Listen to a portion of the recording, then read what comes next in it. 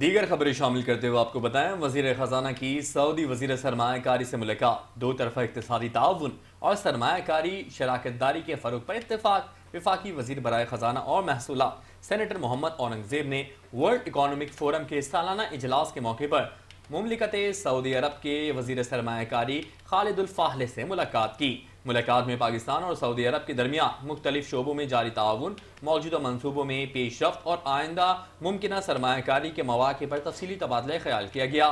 ملاقات کے دوران سعودی وزیر سرمایہ کاری نے پاکستان کی معاشی اہمیت اور وسیع امکانات کو سراہتے ہوئے کہا کہ قدرتی وسائل، اسٹریٹجک محل وقوع اور سرمایہ کاری کے ابھرتے ہوئے مواقع پاکستان کو خطے میں ایک پرکشش سرمایہ کاری مرکز بناتے ہیں۔ انہوں نے پاکستان میں سرمایہ کاری کے امکانات میں سعودی عرب کی مسلسل دلچسپی کا بھی اظہار کیا۔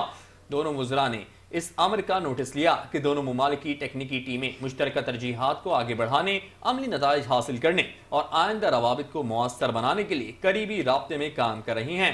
اس موقع پر جاری منصوبوں کو تیز کرنے اور نئے شعبوں میں تعاون کو وسعت دینے کے مسلسل رابطے اور ہم آہنگی کی ضرورت پر بھی زور دیا گیا۔